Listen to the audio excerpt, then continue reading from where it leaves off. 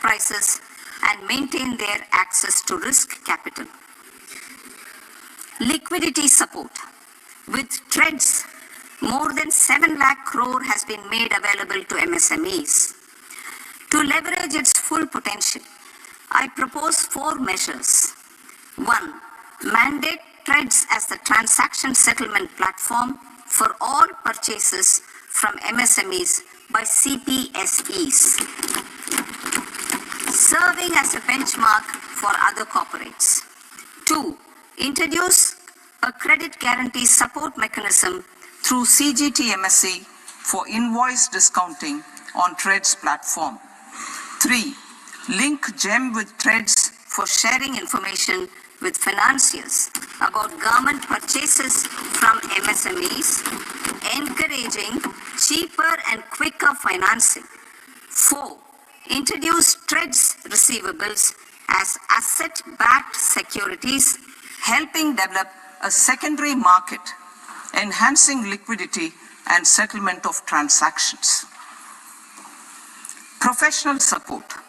Government will facilitate professional institutions such as the ICAI, ICSI, ICMAI to design short-term modular courses and practical tools to develop a cadre of corporate mitras, especially in Tier 2 and Tier 3 towns.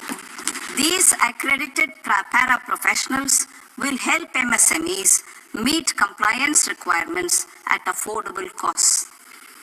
Infrastructure.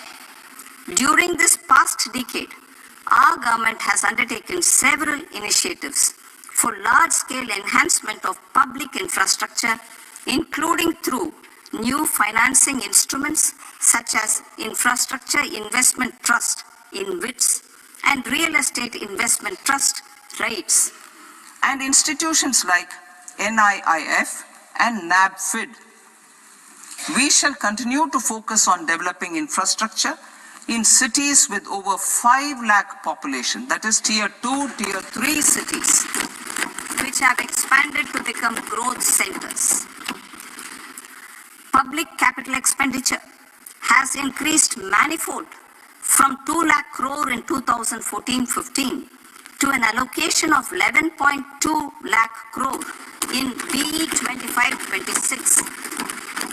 In this coming year, that is financial year 2026-27, I propose to increase it to 12.2 lakh crores to continue the momentum. To strengthen the confidence of private developers regarding risks during infrastructure development and construction phase, I propose to set up an infrastructure risk guarantee fund to provide prudentially calibrated partial credit guarantee to lenders. Over the years, REITs have emerged as a successful instrument for asset monetization. I propose to accelerate recycling of significant real estate assets of the CPSEs through the setting up of dedicated REITs. To promote environmentally sustainable movement of cargo, I propose to 1. Establish new dedicated freight corridors connecting Dankuni in the east to Surat in the west. Operationalize 20 new national waterways over the next 5 years. Starting with National Waterways 5 in Orissa to connect mineral-rich areas of Talcher and Angul and industrial centers like Kalinga Nagar to the ports of Paradeep and Dhamra. Training institutes will be set up as regional centers of excellence for development of required manpower for these waterways. This will benefit youth in the entire stretch of the waterways to train and acquire skills. Further, a ship repair ecosystem catering to inland waterways will also be set up at Varanasi and Patna. And C, launch a coastal cargo promotion scheme for incentivizing a modal shift from rail to road to increase the share of inland waterways and coastal shipping from 6% to 12% by 2047. To enhance last mile and remote connectivity and promote tourism, I propose to give incentives to indigenize manufacturing of seaplanes. A seaplane VGF scheme will be also introduced to provide support for operations. Carbon capture, utilization and storage. Aligning with the roadmap launched in December 2025, the carbon capture, utilization and storage technologies at scale will achieve higher readiness and in end-use application across 5 industrial sectors, including power, steel, cement, refineries, and chemicals. An outlay of 20,000 crore is proposed over the next 5 years for this purpose. City economic regions. Cities are India's engines of growth, innovation, and opportunities. We shall now focus on Tier 2, Tier 3 cities, and even temple towns, which need modern infrastructure and basic amenities.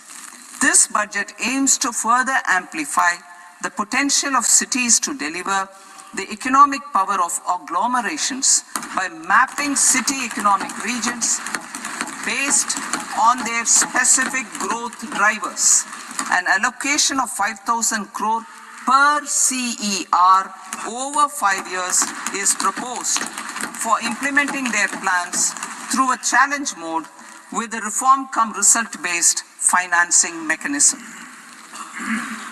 In order to promote environmentally sustainable passenger systems, we will develop 7 high-speed rail corridors between cities as growth connectors, namely Mumbai to Pune, Pune to Hyderabad, Hyderabad to Bengaluru, Hyderabad to Chennai, Chennai to Bengaluru, Delhi to Varanasi, Varanasi to Siliguri.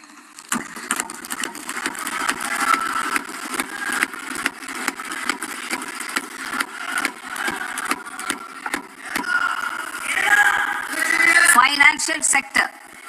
The Indian banking sector today is characterized by strong balance sheet, historic highs in profitability, improved asset quality, and coverage exceeding 98% of villages in the country. At this juncture, we are well placed to futuristically evaluate the measures needed to continue on the path of reform-led growth of this sector. I propose setting up a high-level committee on banking for Vikasit Bharat. High-level committee on banking for Vikasit Bharat to comprehensively review the sector and align it with India's next phase of growth, while safeguarding financial stability, inclusion, and consumer protection. The vision for NBFCs for Vikasit Bharat has been outlined with clear targets for credit disbursement and technology adoption in order to achieve scale and improve efficiency in the public sector NBFCs. As a first step, it is proposed to restructure the Power Finance Corporation and Rural Electrification Corporation. I propose a comprehensive review of the foreign exchange management non-debt instruments rules to create a more contemporary, user-friendly framework for foreign investments consistent with India's evolving economic priorities. Corporate bond market. I propose to introduce a market-making framework with suitable access to funds and derivatives on corporate bond indices. I also propose to introduce total return swaps on corporate bonds. Municipal bonds. To encourage the issuance of municipal bonds of higher value by larger cities, I propose an incentive of 100 crore rupees for a single bond issuance. 100 crore rupees for a single bond issuance of more than 1,000 crore. The current scheme under Amrit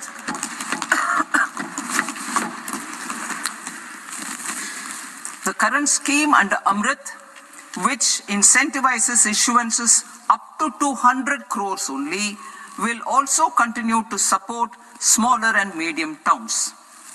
That will also continue to support the smaller and medium towns. Ease of doing business. Individual persons resident outside India, PROI, will be permitted to invest in equity instruments of listed Indian companies through the Portfolio Investment Scheme. It is also proposed to increase the investment limit for an individual PROI under the scheme from 5% to 10%, with an overall investment limit for all individual PROIs to 24% from the current 10%. Emerging technologies including AI. 21st century is technology driven. Adoption of technology is for the benefit of all people. Farmers in the field, women in STEM, youth keen to upskill, and Divyangjan to access newer opportunities. The government has taken several steps to support new technologies through AI Mission, National Quantum Mission, Anusandhan National Research Fund, and Research and Development and Innovation Fund. Our second kartavya is to fulfill aspirations and build capacities. Close to 25 crore individuals have come out of multi-dimensional poverty through a decade of our government's sustained and reform-oriented efforts.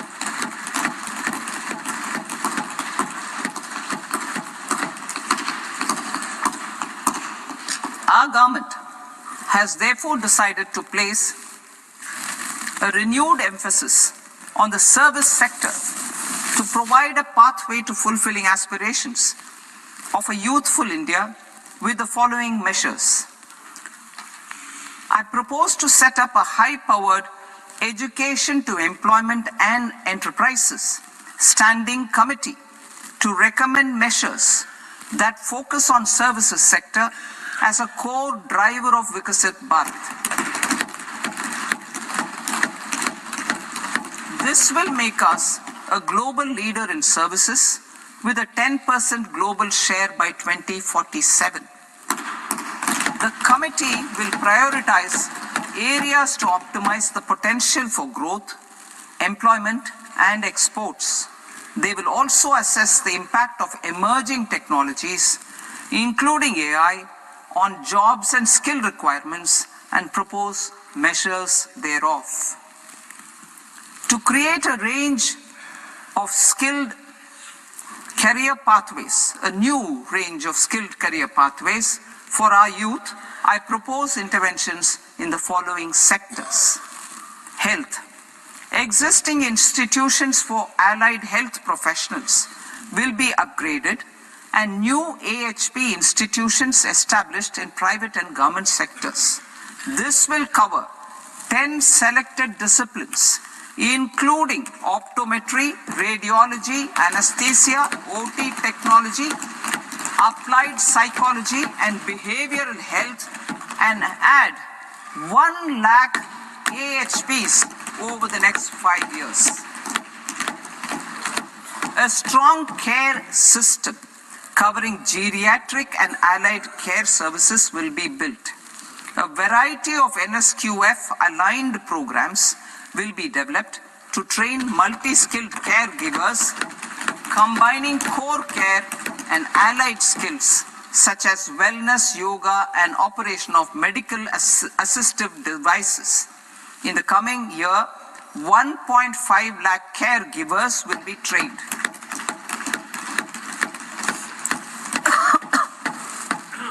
Hubs for medical value tourism.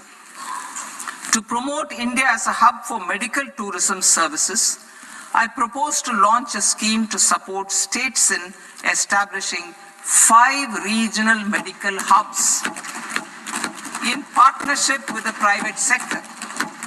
These hubs will serve as integrated healthcare complexes that combine medical, educational, and research facilities. They will have Ayush centers, medical value tourism facilitation centers, and infrastructure for diagnostics, post-care, and rehabilitation. These hubs will provide diverse opportunities, job opportunities for health professionals, including doctors and AHPs. Ancient Indian yoga, already respected in several parts of the world, was given a mass global recognition when Honorable Prime Minister took it to the UN. Post-COVID, Ayurveda gained a similar global acceptance and recognition. Exporting quality Ayurveda products helps farmers who grow the herbs and youth who process the products. To meet growing global demand, a few more steps are being taken.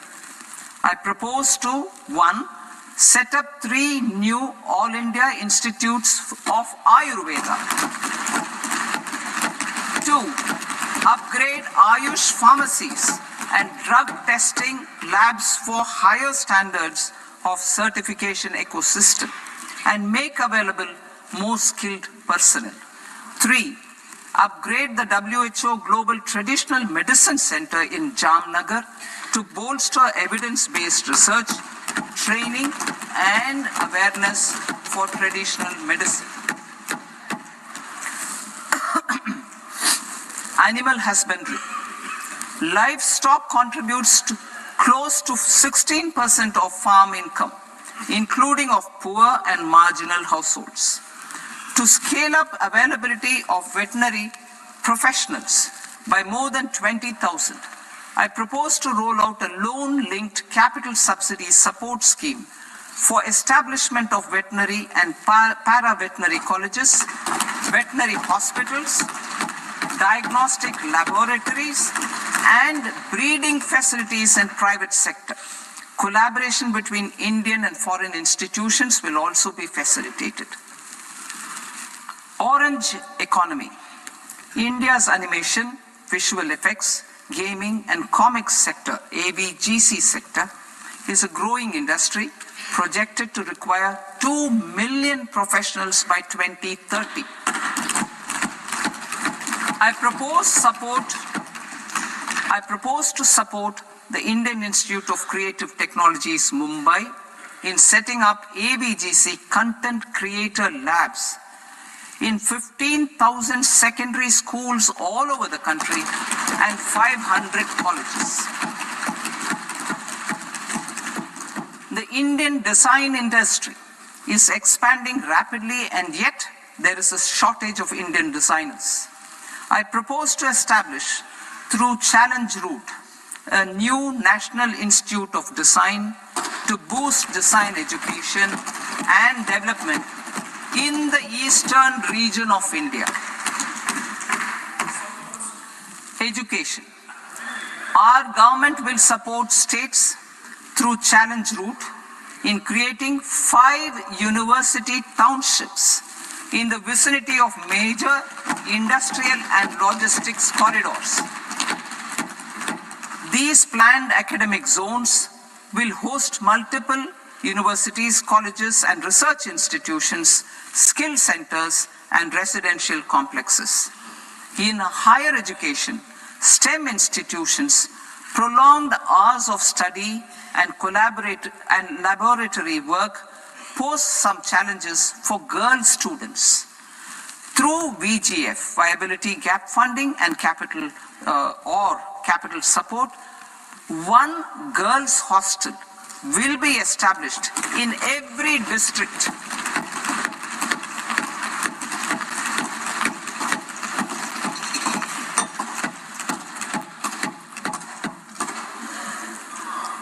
To promote astrophysics and astronomy, via immersive experiences. 4 telescope infrastructure facilities will be set up or upgraded. The National Large Solar Telescope, the National Large Optical Infrared Telescope, the Himalayan Chandra Telescope, and the Cosmos 2 Planetarium.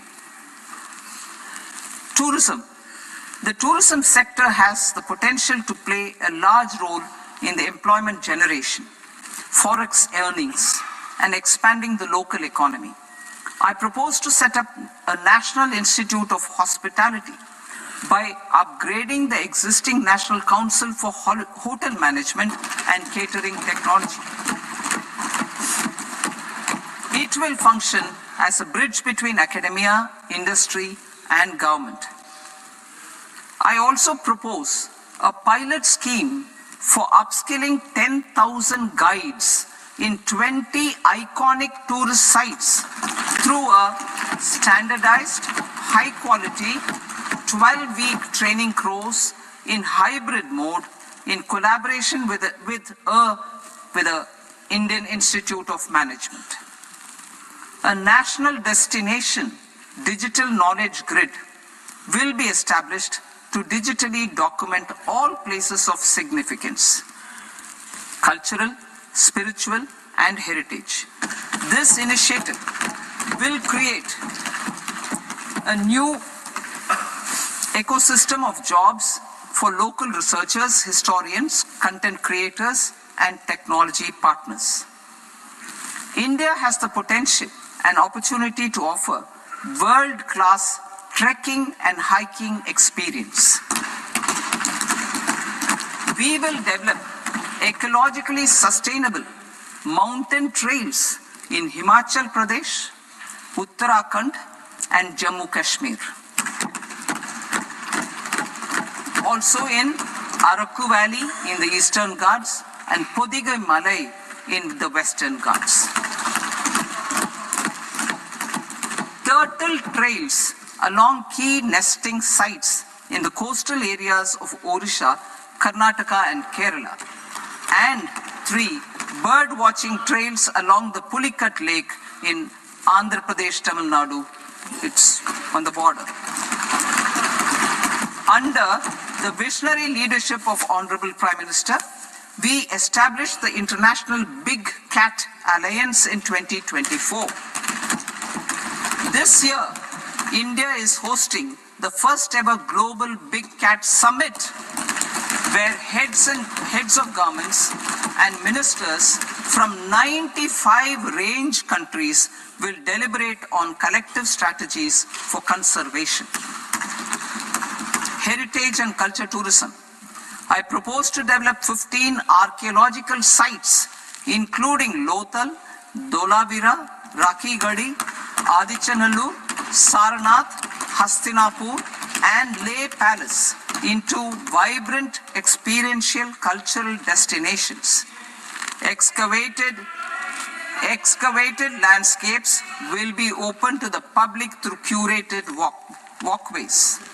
Immersive storytelling skills and technologies will be introduced to help conservation labs, interpretation centers, and guides. The sports sector provides multiple means of employment, skilling, and job opportunities. Taking forward the systematic nurturing of sports talent which is set in motion through the Khelo India program earlier, I propose to launch a Khelo India mission to transform the sports sector over the next decade. The mission will facilitate an integrated talent development pathway supported by training centers which are foundational, intermediate, and elite levels. B, systematic development of coaches and support staff. C, integration of sports science and technology. D, competitions and leagues to promote sports culture and provide platforms. And E, development of sports infrastructure for training and competition. Our third Kartavya aligns with our vision of Sabka Saath, Sabka Vikas towards Vikasit Bharat. This requires targeted efforts for 1. Increasing farmer incomes through productivity enhancement and entrepreneurship, with special attention to small and marginal farmers. B. Empowering Divyangjan through access to livelihood opportunities, training, and high-quality assistive devices. C. Empowering the vulnerable to access mental health and trauma care. D. Focus on the Purvodaya states and the Northeast region to accelerate development and employment opportunities. Fisheries. We will undertake initiatives for integrated development of 500 reservoirs and Amrit Sarovars. 2. Strengthen the fisheries value chain in coastal areas and enable market linkages involving startups and women-led groups together with fish farmer producer organizations. Animal husbandry.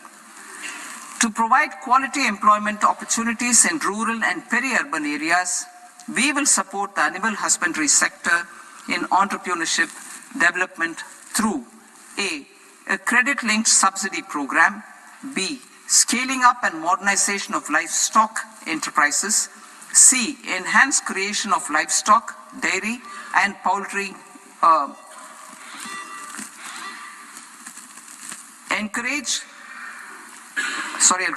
enhanced creation of livestock, dairy, and poultry-focused integrated value chains, and D, encourage creation of livestock farmer-producer organizations. High-value agriculture.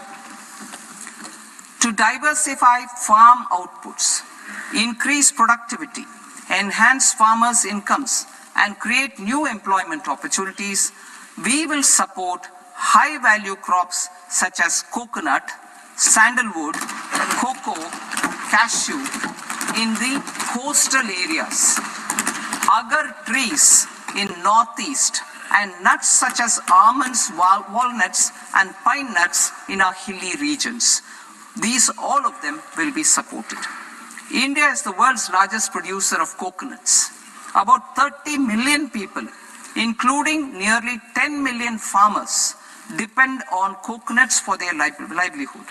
To further enhance competitiveness in coconut production, I propose a coconut promotion scheme to increase production and enhance productivity through various interventions, including replacing and non-productive trees with new saplings or plants or varieties in major coconut growing states. A dedicated program is proposed for Indian cashew and cocoa to make India self-reliant in raw cashew and coconut production and processing, enhance export competitiveness, and transform Indian cashew and Indian cocoa into premium global brands by 2030. Sandalwood. Sandalwood is closely linked to India's social and cultural heritage.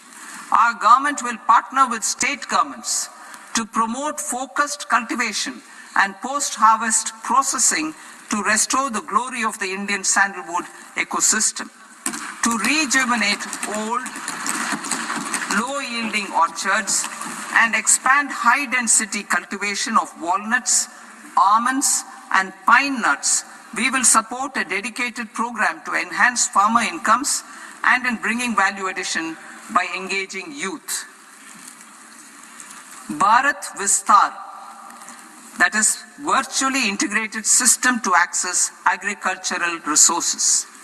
I propose to launch Bharat Vistar, a multilingual AI tool that shall integrate the AgriStack portals and the ICAR package on agricultural practices with AI systems. This will enhance farm productivity, enable better decisions for farmers, and reduce risk by providing customized advisory support. She Marts for rural women-led enterprises. Building on the success of Lakhpati Didi program, I propose to help women take the next step from credit-linked livelihoods to being owners of enterprises, self-help entrepreneur, marts will be set up as community-owned retail outlets within the cluster-level federations through enhanced and innovative financing instruments. Empowering Divyangjan. Divyangjan Kaushal Yojana. Information technology, AVGC sectors, hospitality and food and beverages sectors often offer task-oriented and process-driven roles which are suitable for Divyangjan. We will ensure dignified livelihood opportunities through industry-relevant and customized training specific to each Divyangjan group. Divyang Sahara Yojana. Timely access to high-quality assistive devices for all eligible Divyangjan is a fundamental need. I propose to 1. Support the Artificial Limbs Manufacturing Corporation of India, ALIMCO, to set up and to scale up production of assistive devices, invest in R&D and AI integration, strengthen PM Divyasha Kendras, and support setting up of assistive technology marts as modern retail style centers where Divyangjan and senior citizens can see, try and purchase assistive products. Reaffirming our commitment to mental health and trauma care. There are no national institutes for mental health care in North India. We will therefore set up a NIMHANS 2 and also upgrade national mental health institutes in Ranchi and in Tezpur as regional apex institutions. Emergencies expose families, particularly the poor and vulnerable, to unexpected expenditure.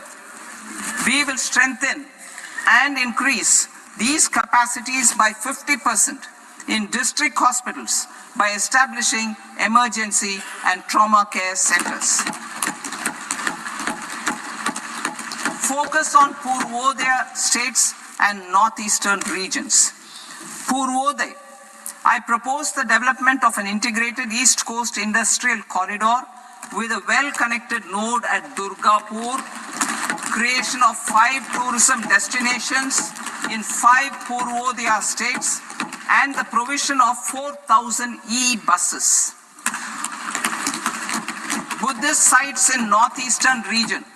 The northeastern region is a civilizational confluence of Theravada and Mahayana or Vajrayana traditions. I propose to launch a scheme for development of Buddhist circuits in Arunachal Pradesh, Sikkim, Assam, Manipur, Mizoram, and Tripura. The scheme will cover preservation of temples and monasteries, pilgrimage interpretation centers, connectivity, and pilgrim amenities. 16th Finance Commission. On 17th November 2025, the 16th Finance Commission submitted its report to the President. As mandated under Article 281 of the Constitution, the government is to lay the report along with the explanatory memorandum on the action taken report on the recommendations of the Commission in Parliament, which, Sir, Honourable Speaker, you've allowed me to do at the commencement of this session. The government has accepted the recommendation of the Commission to retain the vertical share of devolution at 41%. As recommended by the Commission, I have provided 1.4 lakh crores of rupees to the states for the year 2026-2027 as Finance Commission grants.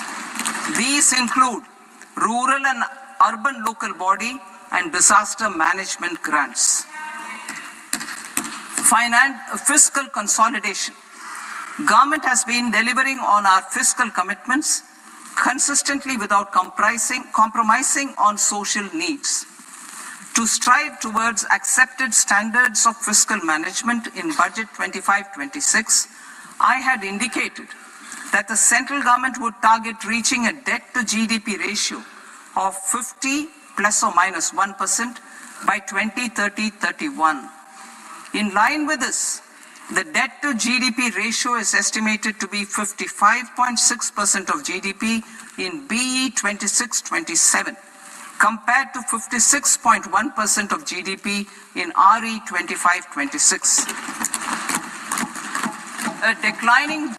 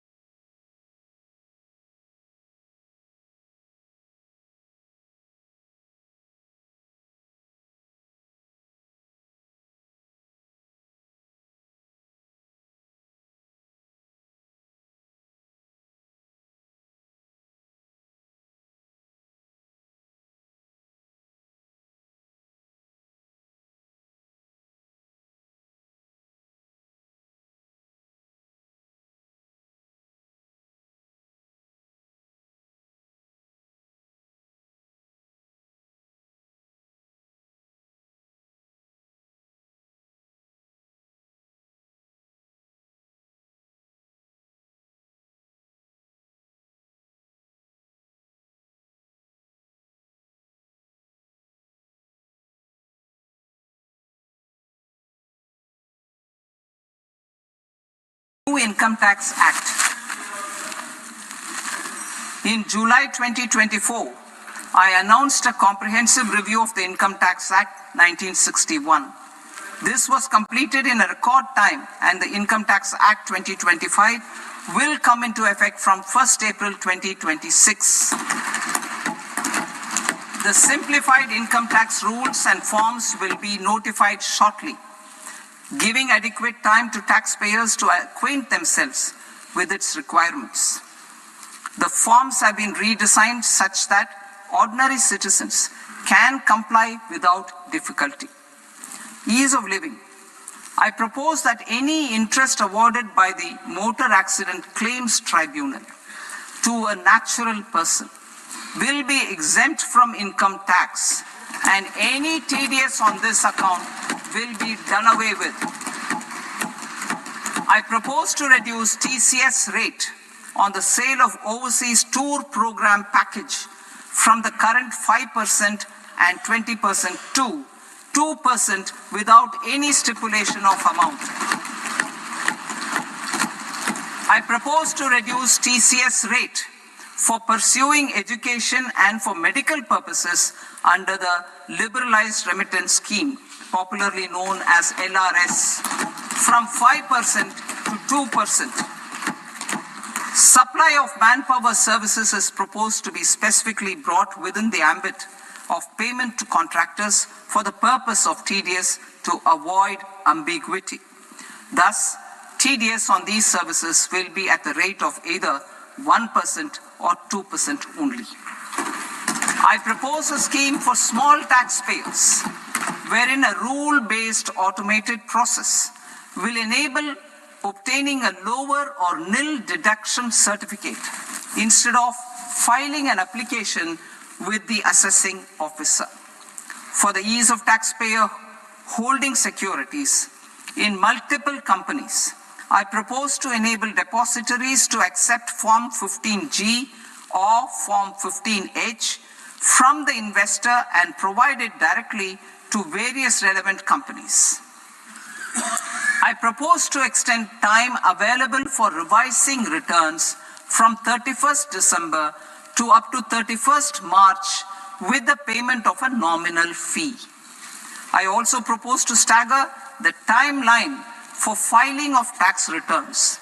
Individuals with ITR 1 and ITR 2 returns will continue to file till 31st July, and non-audit business cases or trusts are proposed to be allowed time till 31st August. TDS on sale of immovable property by a non-resident is proposed to be deducted and deposited through resident buyers and his or her PAN-based challan instead of requiring a TAN, which is a temporary accounting number. To address practical issues of small taxpayers like students, young professionals, tech employees, relocated NRIs, and such others, I propose to introduce a one-time 6-month foreign asset disclosure scheme for these taxpayers to disclose income or assets below a certain size. This scheme would be applicable for two categories of taxpayers, namely A, who did not disclose their overseas income or assets, and B, who disclosed their overseas income and or paid due tax but could not declare the asset acquired. For category A, the limit of undisclosed income or asset is proposed to be up to 1 crore rupees. They need to pay 30% of fair market value of asset or 30% of undisclosed income as tax and 30% as additional income tax in lieu of penalty, and would thereby get immunity from prosecution. For category B, asset value is proposed to be up to 5 crore rupees. Here, immunity from both penalty and prosecution will be available with a payment of fee of 1 lakh rupees. Rationalizing penalty and prosecution. Multiplicity of proceedings are hindrance to the ease of doing business.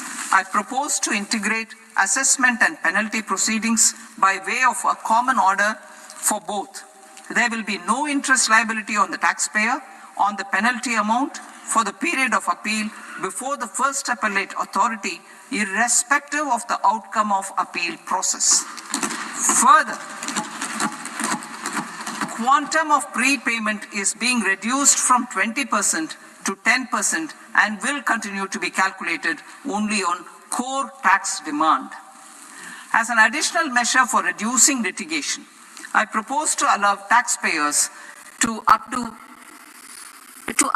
their returns even after reassessment proceedings have been initiated, and an additional 10% tax rate over and above the rate applicable for the relevant year. The assessing officer will then use only this updated return in his proceedings. There is already a framework for immunity from penalty and prosecution in the cases of underreporting. I propose to apply this framework for immunity to misreporting too. However, in such a case, the taxpayer will need to pay 100% of the tax amount as an additional income tax over and above the tax and interest due. Penalties for certain technical defaults, such as failure to get accounts audited, non-furnishing of transfer pricing audit report, and default in furnishing statement for financial transactions are proposed to be converted into fee.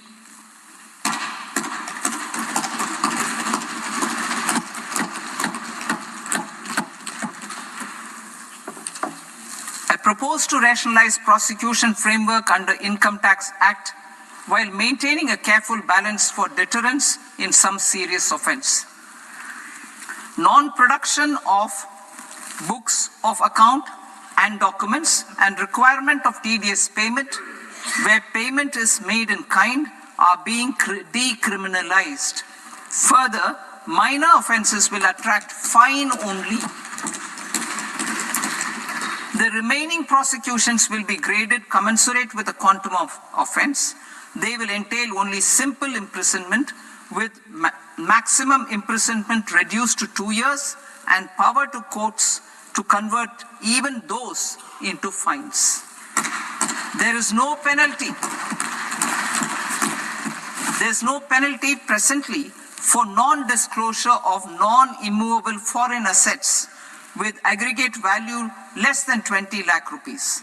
I propose to also provide them with immunity from prosecution with retrospective effect from 1/10/2024.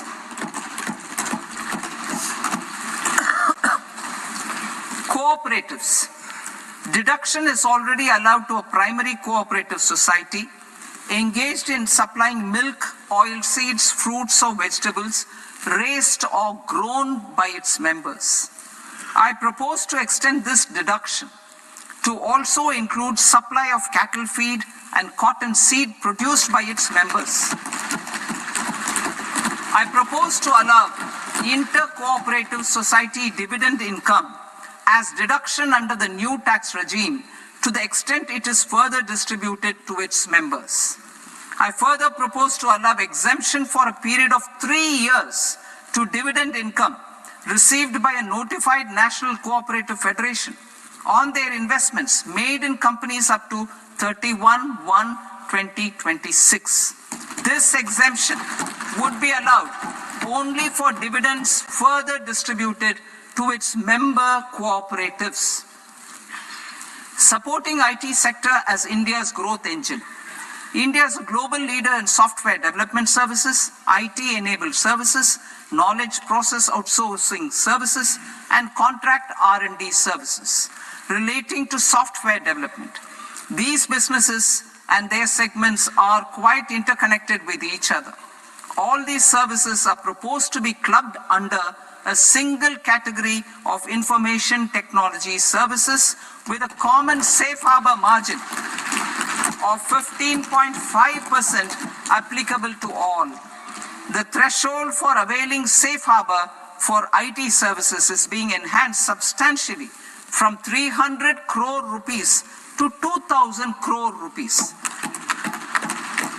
Safe harbor for IT services shall be approved by an automated rule-driven process without any need for tax officer to examine and accept the application.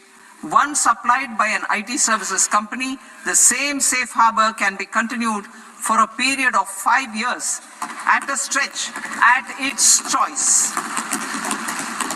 For IT services companies who want to conclude advanced pricing agreement, APA, I propose to fast-track unilateral APA process for IT services and endeavor to conclude it within a period of 2 years. The period of 2 years can be extended by a further period of 6 months on taxpayers' request. I propose to extend the facility of modified returns available to the entity entering APA to its associated entities also. Attracting global business and investment. Recognizing the need to enable critical infrastructure and boost investment in data centers, I propose to provide tax holiday till 2047 to any foreign company that provides cloud services to customers globally by using data center services from India. It will, however, need to provide services to Indian customers through an Indian reseller entity. I also propose to provide a safe harbor of 15% on cost in case the company providing data center services from India is a related entity. To harness the efficiency of just-in-time logistics for electronic manufacturing, I propose to provide safe harbor to non-residents for component warehousing in a bonded warehouse at a profit margin of 2% of the invoice value. The resultant tax of about 0.7% will be much lower than in competing jurisdictions. To provide fillip to toll manufacturing in India, I propose to provide exemption from income tax for 5 years to any non-resident who provides capital goods, equipment, or tooling to any toll manufacturer in a bonded zone. To encourage vast pool of global talent to work in India for a longer period of time, I propose to provide exemption to global, non-India sourced income of a non-resident expert for a stay period of 5 years under notified schemes. I propose to provide exemption from minimum alternate tax, the MAT, to all non-residents who pay tax on presumptive basis. Tax administration. I propose to constitute a joint committee of Ministry of Corporate Affairs and Central Board of Direct Taxes for incorporating the requirements of income computation and disclosure standards, the ICDS, in the Indian Accounting Standards, IND AS itself. Separate accounting requirement based on ICDS will be done away with from the tax year 27-28. To support Prime Minister Modi's vision of homegrown accounting and advisory firms to become global leaders, I propose to rationalize the definition of accountant for the purposes of safe harbor rules. Other tax proposals. Change in taxation of buyback was brought in to address the improper use of buyback route by promoters. In the interest of minority shareholders, I propose to tax buyback for all types of shareholders as capital gains. However, to disincentivize misuse of tax arbitrage, promoters will pay an additional buyback tax. This will make effective tax 22% for corporate promoters. For non-corporate promoters, the effective tax will be 30%. TCS rate for sellers of specific goods, namely alcoholic liquor, scrap, and minerals, will be rationalized to 2%, and that on tendu leaves will be reduced from 5% to 2%. I propose to raise the STT on futures to 0.05% from the present 0.02%. STT on options premium and exercise of options are both proposed to be raised to 0.15% from the present rate of 0.1% and 0.125% respectively. We reformed the taxation landscape for corporates in 2019 by providing them a simplified regime with lower tax rate so that they could productively focus on business rather than on claim of deductions and exemptions. To encourage companies to shift to the new regime, set off of brought forward MAT credit, minimum alternate tax credit, is proposed to be allowed to companies only in the new regime. Set off using available MAT credit is proposed to be allowed to an extent of 1/4 of the tax liability in the new regime. MAT is proposed to be made final tax. so there will be no further credit accumulation from 1st April 2026. In line with this change, the rate of final tax is being reduced to 14% from the current MAT rate of 15%. The brought forward MAT credit of taxpayers accumulated till 30th March 2026 will continue to be available to them for set-off as above. Indirect taxes. I shall now take up proposals related to indirect taxes. My proposals for customs and central excise aim to further simplify the tariff structure, support domestic manufacturing, promote export competitiveness, and correct inversion in duty. To continue weeding out long continuing customs duty exemptions, I propose to remove certain exemptions on items which are being manufactured in India or where the imports are negligible. Similarly, to further simplify the process of ascertaining the rate of duty applicable on a particular item, I propose to incorporate certain effective rates in various customs notifications to the tariff schedule itself. I shall now take up sector-specific proposals. Promotion of exports of marine, leather, and textile products. I propose to increase the limit for duty-free imports of specified inputs used for processing seafoods for export from the current 1% to 3% of FOB value of the previous year's export turnover. I also propose to allow duty-free imports of specified inputs, which is currently available for exports of leather or synthetic footwear, to exports of shoe uppers as well. I propose to extend the time period for export of final product from the existing 6 months to 1 year for exporters of leather or textile garments, leather or synthetic footwear, and other leather products. Energy transition and security. I propose to extend the basic customs duty exemption given to capital goods used for manufacturing lithium-ion cells for batteries to those used for manufacturing lithium-ion cells for battery energy storage systems also. I propose to exempt basic customs duty on import of sodium antimonate for use in manufacture of solar glass. Nuclear power. I propose to extend the existing basic customs duty exemption on imports of goods required for nuclear power projects till the year 2035 and expand it for all nuclear plants irrespective of their capacity. Critical minerals. It is proposed to provide basic customs duty exemption to the import of capital goods required for the processing of critical minerals in India. Biogas blended CNG.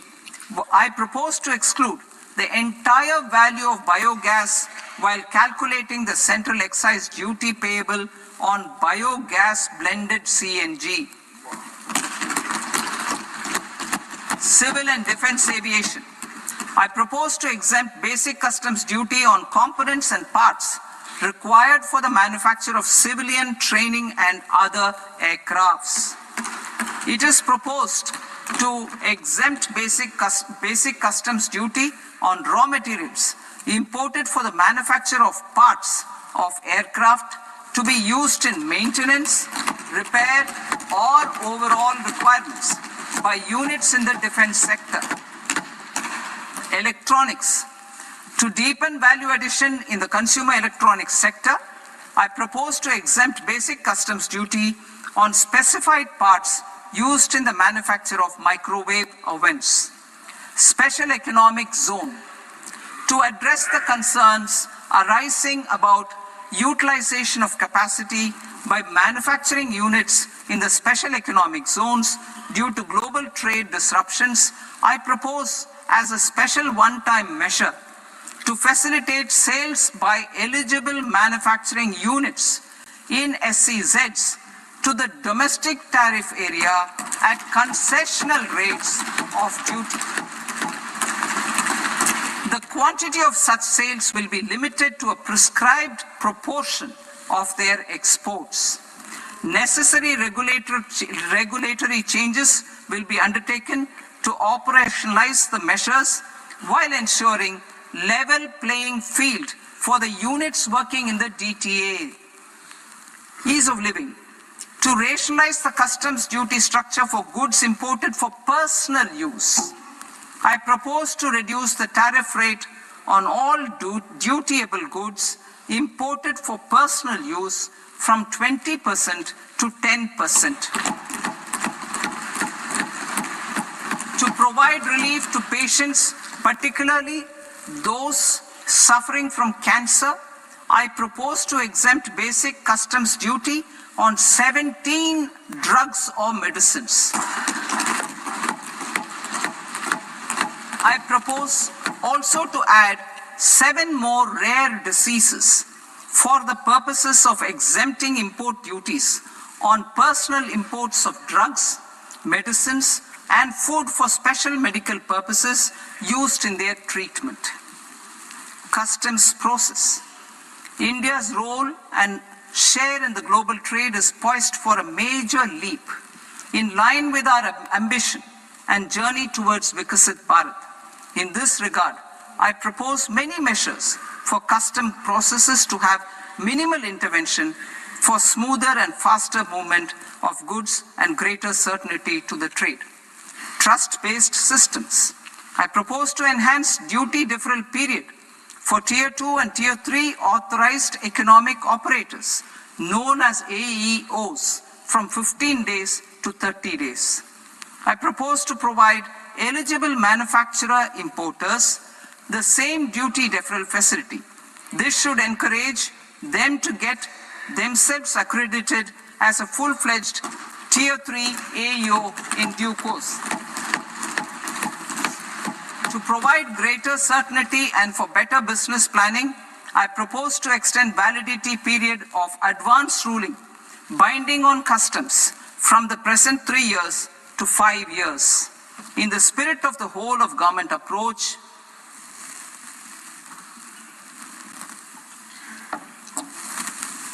government agencies will be encouraged to leverage AEO accreditation for preferential treatment in clearing their cargo.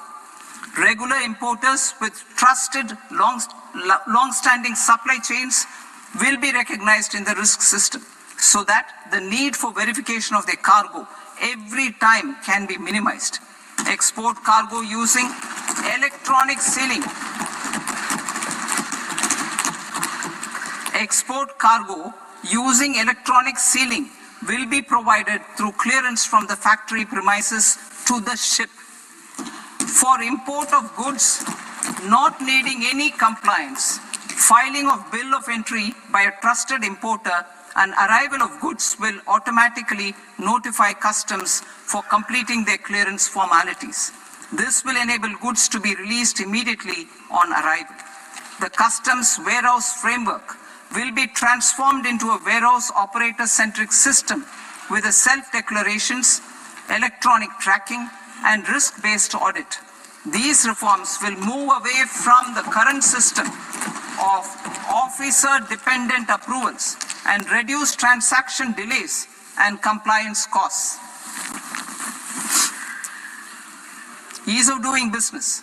Approvals required for cargo clearance from various government agencies will be seamlessly processed through a single and interconnected digital window by the end of the financial year. Processes involved in clearance of food, drugs, plant, and animal and wildlife products, accounting for about 70% of interdicted cargo, will be operationalized on this system by April 2026 itself. For goods not having any compliance requirement, clearance will be done by customs immediately after online registration is completed by the importer, subject to the payment of duty. Customs integrated system will be rolled out in 2 years as a single integrated and scalable platform for all customs processes. Utilization of non-intrusive scanning with advanced imaging and AI technology for risk assessment will be expanded in a phased manner with the objective to scan every container across all the major ports. New export opportunities to support Indian fishermen to fully harness the economic value of marine resources beyond our territorial waters. The following measures will be taken. A. Fish catch by an Indian fishing vessel in exclusive economic zone or on the high seas will be made free of duty. Landing of such fish on foreign port will be treated as export of goods. Safeguards will be put in place to prevent misuse during fish catch, transit, or transshipment. To support aspirations of India's small businesses, artisans, and startups to access global markets through e-commerce, I am pleased to announce complete removal of the current value cap of 10 lakh rupees per consignment on courier exports. In addition, handling of rejected and returned consignments will be improved with effective use of technology for identifying such consignments. I propose to revise provisions governing baggage clearance during international travel to address genuine concerns of passengers. The revised rules will enhance duty-free allowances in line with the present-day travel realities and provide clarity in temporary carriage of goods brought in or taken out. There are honest taxpayers who are willing to settle disputes by paying all their dues, but they get deterred due to negative connotation associated with penalty.